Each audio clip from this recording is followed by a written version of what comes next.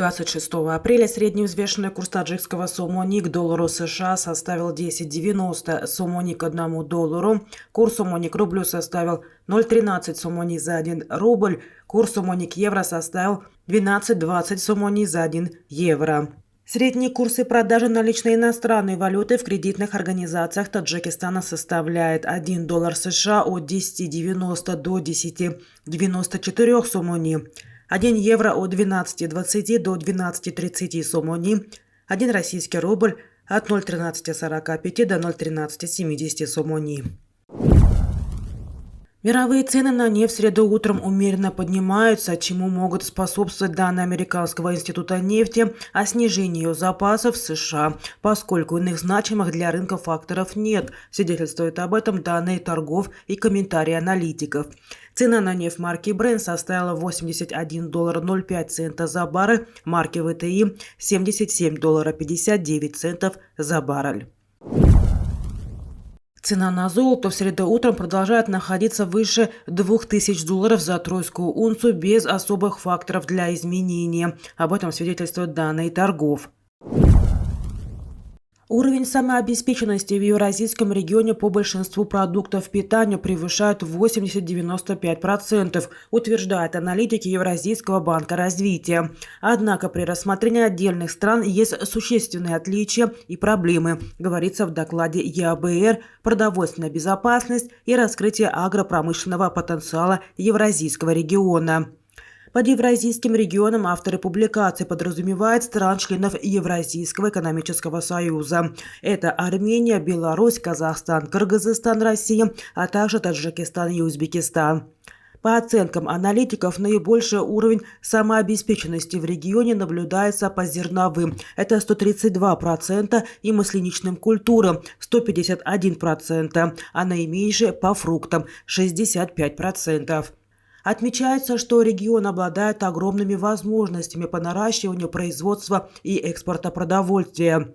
Реализация производственно-ресурсного и экспортного потенциала региона позволит прокормить 240 миллионов человек собственного населения и дополнительно до 360 миллионов в третьих странах, подчеркивают авторы публикации. В публикации со ссылкой на ФАО говорится, что по своей энергетической ценности средние рационы питания во всех странах Евразийского региона, кроме Кыргызстана и Таджикистана, являются достаточными. Актуальные показатели превышают уровень 2800 килокалорий в сутки и сопоставимы с показателями развитых стран. Таджикистан, по оценкам аналитиков ЕАБР, испытывает трудности самообеспеченности лишь по сахару, растительному маслу и зерну. При этом отмечается, что Таджикистан наряду с Арменией и Кыргызстаном, несмотря на имеющийся прогресс с точки зрения достижения продовольственной безопасности, сохраняет зависимость от импорта продовольствия, является нетоимпортером продовольственной продукции. Авторы доклада подчеркивают, что наибольшая доля незадействованного экспортного потенциала продовольственных продуктов наблюдается в Таджикистане – 67,5%, Армении – 57,1% и Узбекистане – 56,9%. В то же время отмечается, что динамика посевных площадей в последние годы положительна, но значимых ресурсов для экстенсивного роста нет. Азербайджан рекордно нарастил экспорт масляничных культур в Таджикистан. По данным Госкомстатистики этой страны, объем экспорта в 10 раз больше аналогичного периода прошлого года, когда страна закупила лишь 174 тонны. Стоимость экспорта продукции составила свыше $343,8 тысяч, а это уже в 11 раз превышает прошлогодние показатели. Сообщается, что в январе-феврале 2023-го товарооборот между Таджикистаном и Азербайджаном составил $824,6 тысяч.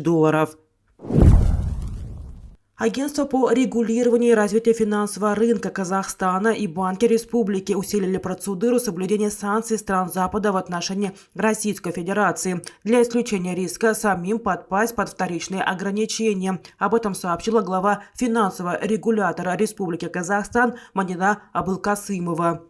Помощник министра финансов США Элизабет Розенберг во вторник в Астане заявила о растущих рисках применения компаниям и банкам республики вторичных санкций за оказание помощи России в уклонении от наложенных на нее странами Запада торговых и финансовых ограничений. Касательно санкций, применения их в финансовом секторе, все банки второго уровня Казахстана, все финансовые организации очень внимательно и значительно усилили комплаенс-процедуры для соблюдения санкций, которые были введены американскими регуляторами, Великобритании и европейскими регуляторами, сказала Абылкасымова в среду журналистам в кулуарах парламента.